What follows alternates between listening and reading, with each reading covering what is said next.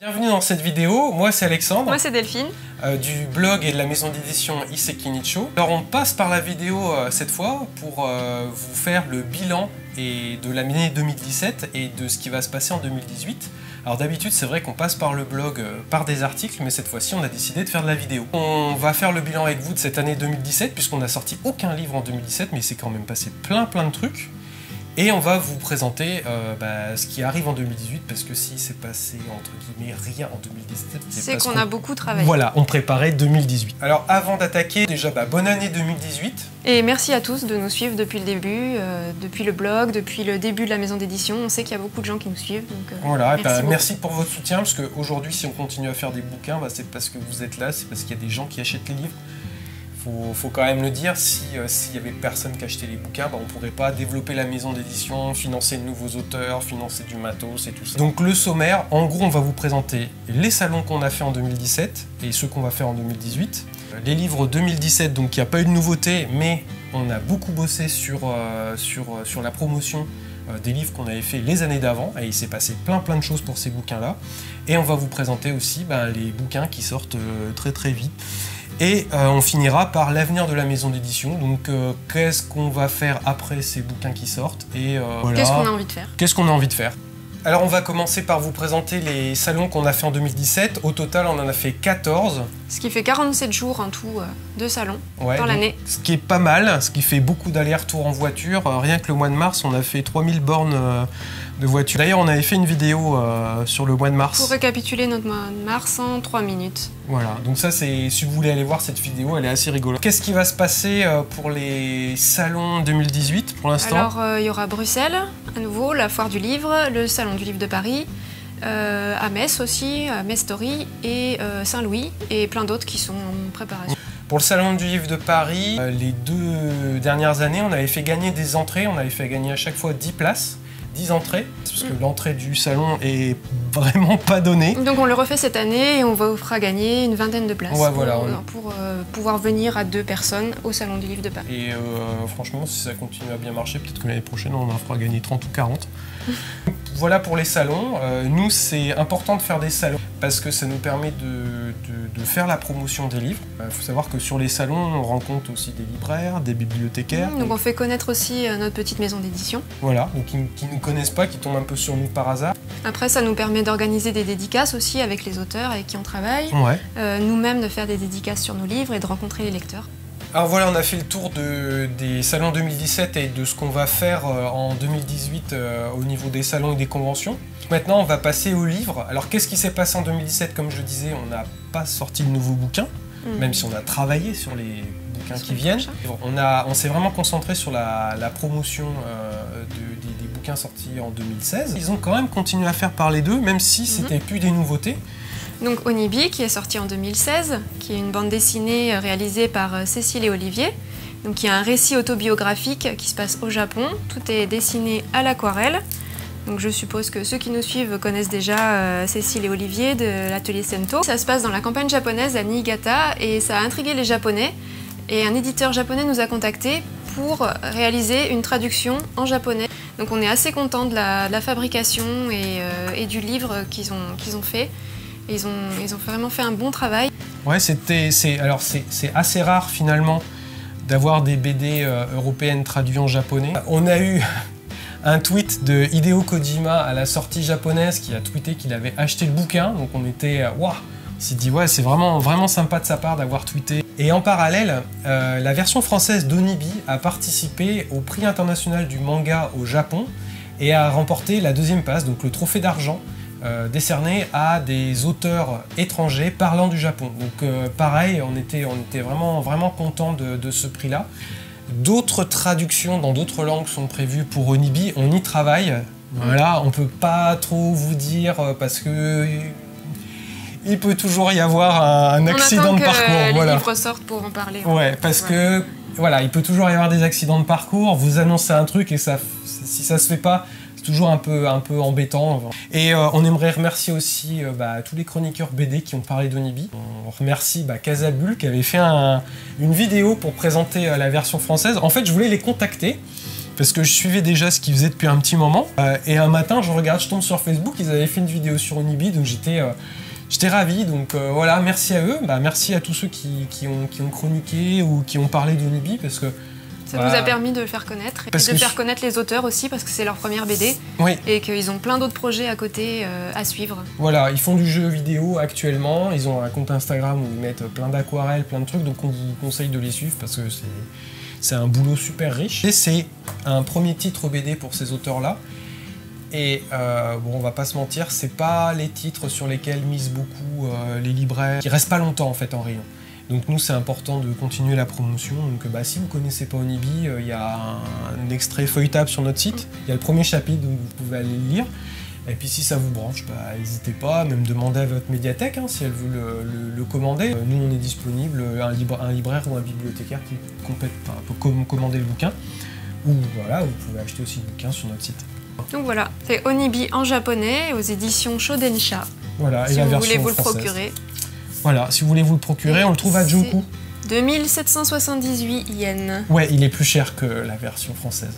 Mais vous pouvez le trouver à Junku à Paris, par exemple. Alors, autre livre qu'on a sorti en même temps qu'Onibi, donc en octobre 2016, c'était Saru, singe du Japon. Livre sur les singes du Japon, donc un livre de vulgarisation sur le sujet, en photo, avec des textes écrits par Cédric et Marie qui sont primatologues, donc c'est un livre accessible à tous.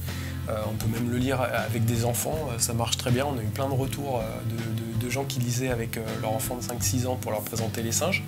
Ce livre-là, on a fait beaucoup de promotions aussi cette année. On a fait pas mal d'expositions à la Maison de la Culture du Japon à Paris. On a pu faire aussi des conférences. On a été aussi au Festival de la photo animalière de Montier-en-Der, qui est le plus gros salon d'Europe où on a pu exposer. Donc on était super contents que le projet soit retenu et qu'on soit accueillis pour exposer. Le livre de photo animalière, c'est galère. Il n'y a plus beaucoup de livres photos en rayon de librairie, donc c'est pas des livres qui restent très longtemps ou alors qui sont bien mis en avant finalement. Et donc celui-là, on a bien galéré quand même pour le vendre.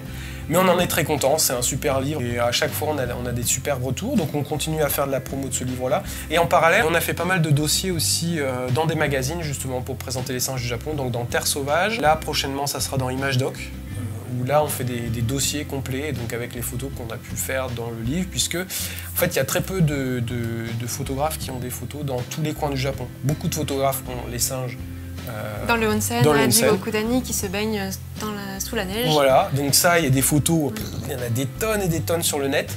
Mais les magazines nous disent une chose, c'est bon, on a parlé déjà 100 fois des singes dans les onsen, on en a marre, c'est plus du tout ce qu'on veut voir, on veut voir ce qui se passe ailleurs. Et donc là, à partir de là, ça marche plutôt bien parce que justement, on a toutes ces photos-là. Voilà. Et certaines photos du livre ont remporté des prix aussi cette année. On a eu quelques prix, quelques mentions spéciales, donc ça c'était super important pour nous d'avoir cette reconnaissance en fait du milieu de la photo animalière. Si vous ne le connaissez pas, pareil, vous pouvez feuilleter des extraits sur notre site ou le commander ou en parler à votre médiathèque pour qu'ils en fassent l'acquisition. Voilà. Alors, un dernier mot sur les livres qu'on a actuellement dans le catalogue. Certains ne sont plus disponibles, c'est la fin. Premier livre en rupture, Coquet Coco, c'est fini, c'était le deuxième tirage.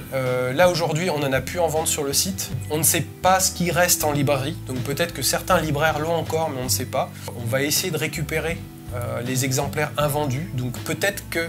Sur certains salons qu'on fera en 2018, on en aura peut-être quelques exemplaires. Mais c'est la fin. C'est la fin, voilà. Au pire, allez, à tout péter, on peut en récupérer quoi? 10, 15, 20 maximum. Donc voilà, celui-là en tout cas, vous pouvez plus l'avoir sur le site, c'est fini. Voilà, donc il est collector. Autre livre, Tokyo Anami.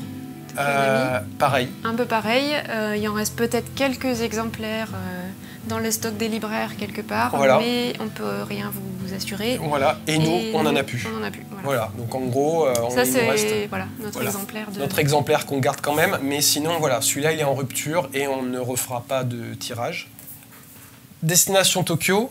Là, il nous en reste encore un tout petit peu. Je crois qu'il nous en restait une vingtaine d'exemplaires. Il doit en rester des exemplaires chez les libraires. Celui-là, c'est la fin en 2018, pareil. Pour les autres exemplaires, bon, on a encore du stock et les libraires ont encore du stock. Peut-être que d'ici 2019, ça sera la même situation, on arrivera sur la fin des exemplaires. Sur ces 3 titres, on est en rupture. Vous allez vous demander pourquoi est-ce qu'on les réimprime pas puisque ça a si bien marché. Ça a bien marché, effectivement, mais là, c'est des titres qui ont plusieurs années. Coco Coco, ça fait 3 ans. Destination Tokyo, ça faisait 2 ans, 2 ans et demi. Pareil pour Tokyo Anami. C'est des livres qui n'étaient quasiment plus demandés. Donc là, on arrivait vraiment sur la fin. On estime qu'à un moment, ils ont trouvé leur public et que voilà, tous les gens intéressés ont été touchés et les ont trouvés. Ouais, effectivement, on pourrait se dire oui, il va rester, on va avoir encore quelques demandes par-ci, par-là. Mais on ne peut pas réimprimer 1500, 2000 exemplaires juste pour quelques demandes, en fait. Ça serait très risqué et en fait, on pourrait perdre le peu de bénéfices qu'on a fait avec. En fait, on pourrait le perdre avec une nouvelle réimpression. Il faut savoir quand il faut s'arrêter. On mise de l'argent, on fait du stock, on imprime, mais à un moment, il faut se dire stop. Là, faut plus faire. Surtout que les exemplaires qu'on va imprimer ne vont pas forcément trouver tout de suite leur public. Il va falloir les stocker et le stockage coûte de l'argent. Donc, il faut faire gaffe, quoi. Ça peut être très dangereux. Et là, on sait que sur ces livres-là, vu le peu de demandes qu'il y avait sur la fin, il faut surtout pas les réimprimer. Donc déjà, on est très content. Il n'y a eu aucun pilon. Aucun exemplaire n'a été détruit parce qu'il ne se vendait pas. On arrive à la fin, stop, c'est fini. Voilà. Je pense que ce qui vous intéresse maintenant, c'est de savoir qu'est-ce qui va se passer en 2018. On vous a annoncé qu'on a bossé en 2017 sur les nouveautés. On sort toujours peu de titres par an, donc 2017 on n'a rien sorti, mais on a 2 titres qui sortent en 2018 et ça arrive très vite. Ils sortiront en librairie mi-février, donc ça fait 1 an qu'on travaille dessus. Ça nous a demandé beaucoup de travail. Et ils sont en précommande dès maintenant sur notre site. Vous pouvez déjà précommander et vous aurez des bonus de précommande. Alors on continue sur notre lancée à vous faire découvrir le Japon avec un livre sur le saké et un guide de voyage sur le Japon. On va commencer par présenter un peu plus en détail le guide de voyage. Donc ça va s'appeler Kochi Kochi, guide du voyageur au Japon. Un livre de 320 pages où on est les auteurs, donc vraiment guide du voyageur pour se déplacer, pour se débrouiller sur place, pour être autonome. Donc ça c'est vraiment la première partie, c'est l'autonomie. Après une partie culture avec la nourriture, les us et coutumes, les festivals. Et une dernière partie découverte, où on est sur la découverte des villes, donc la présentation des quartiers, de différentes villes, Tokyo, Osaka, Kyoto et d'autres. Et aussi des idées d'itinéraires. On s'est beaucoup basé sur les discussions qu'on a eues avec vous, avec les lecteurs, en fait, qu'on a rencontrés lors des salons. Ouais. Et on s'est dit que c'est vrai que ça manquait un guide complet vraiment sur le Japon pour savoir se débrouiller tout seul sur place. Voilà, parce que aujourd'hui les guides qu'on trouve, c'est surtout des annuaires au final. Des adresses qui finalement sur place vont pas forcément vous aider parce que déjà vous avez réservé avant de partir. Donc en gros il y a 50% du bouquin qui vous sert plus. Ou alors des restaurants qui changent très vite, parce que voilà, ça bouge très vite au Japon, et de toute façon, des restos, il y en a partout. Donc au lieu de vous présenter des adresses de restaurants, par exemple, on a préféré vous expliquer qu'est-ce que c'est qu'un restaurant de ramen, qu'est-ce que c'est qu'un izakaya. Comment on fait pour commander. Comment on fait pour commander. Prendre un ticket. Comment on fait pour lire les chiffres en kanji. Et présenter tous les plats aussi qu'on trouve dans les restaurants. Pour que justement vous soyez autonome et que vous n'ayez pas peur de commander certaines choses en vous disant « Ah ça je connais pas, je préfère pas trop tester ». Et c'est vrai que le guide de voyage, il nous manquait dans le catalogue. On nous l'a demandé. Ça faisait longtemps qu'on avait l'idée, mais là il nous a fallu du temps pour vraiment faire quelque chose de complet. Que ça soit pour votre premier voyage, que vous soyez à l'aise, c'est pour ça qu'on a appelé ça guide du voyageur et pas guide de tourisme, ou voilà. Ou même si c'est votre 2e ou 3e voyage, on a aussi pas mal essayé de trouver des lieux un peu hors des sentiers battus. Oui, entre guillemets. Avec des villages, des matsuri. Des quartiers traditionnels. On a mis un guide avec 80 matsuri par exemple. Des matsuri à Tokyo qu'on a fait, des matsuri vraiment sympas. On essaye d'avoir des choses un petit peu insolites comme où aller voir les lucioles par exemple. On a un guide pour aller au onsen ou au sento, comment on met un yukata. Que selon si vous aimez la campagne, la randonnée, la ville, On a essayé de proposer des itinéraires vraiment très différents et variés. Que ça soit l'itinéraire classique Tokyo-Kyoto, mais des itinéraires qui vont jusqu'à Okinawa, où vous se concentrez uniquement sur le nord du Japon. Donc le livre est en précommande dès aujourd'hui. Voilà, on lance les précommandes du guide sur notre site. Il arrivera en librairie le mois prochain. Et on n'a pas encore le livre, là il est à l'impression actuellement. Si vous le précommandez sur notre site, vous avez en cadeau une carte du Japon offerte par la JNTO qu'on avait contactée, à qui on a demandé gentiment est-ce que voilà, vous avez envie d'être partenaire sur ce projet-là, et donc ils offrent une carte du Japon, donc ça c'est vraiment sympa de leur part. Voilà. Alors le deuxième livre, c'est Les secrets du saké de Siméon Mollard. Donc Siméon, on l'a rencontré sur un salon à Bruxelles. Ouais, à Made in Asia. Et donc c'est un spécialiste du saké en France. Il est saké sommelier. Il fait pas mal de formations pour faire découvrir le saké aux cavistes ou personnes qui auraient envie de découvrir cet alcool. Et il avait un projet de livre pour faire découvrir le saké aux Français. Actuellement, on confond pas mal le saké avec des alcools forts chinois. En fait, il avait l'ambition de faire un petit livre, un petit guide en fait, une espèce de mode d'emploi pour faire découvrir le saké. Une espèce de saké pour les nuls, ouais, un saké pour les nuls. Comment il est fabriqué et aussi comment le déguster, avec quoi. Est-ce qu'on le prend chaud ou froid, quels sont les différents types de saké, comment c'est brassé. La présentation du livre est assez originale, donc on vous laisse le découvrir sur notre site. Les secrets du saké est aussi en précommande sur le site. Et pour toutes les personnes qui auront précommandé, il y aura un petit tirage au sort pour faire gagner une bouteille de saké japonais. Et si vous connaissez quelqu'un qui pourrait être intéressé par ces bouquins, n'hésitez pas à partager, à faire découvrir autour de vous. On est une toute petite maison d'édition, donc on n'a pas une portée médiatique monstrueuse. Donc voilà, le bouche à oreille fait énormément pour nous en tant que petite maison d'édition. Alors maintenant que ces deux gros projets sont passés, on a envie de plus se concentrer sur déjà leur promotion qui va nous prendre beaucoup de temps. On va faire beaucoup de salons en 2018 et de continuer à faire des articles sur le blog, de se remettre à faire des articles sur le blog. On va aussi essayer de développer un peu des vidéos sur la chaîne YouTube. Oui, parce que pour l'instant c'est vrai que c'est un peu fourre-tout. On a quelques idées de séries de vidéos. On vous promet rien pour l'instant, est-ce qu'on va réussir à les faire, est-ce qu'on va avoir le temps de les faire, voilà, mais c'est vrai qu'on aimerait bien développer la chaîne YouTube. Et puis d'autres projets de livres, mais pour l'instant on y réfléchit.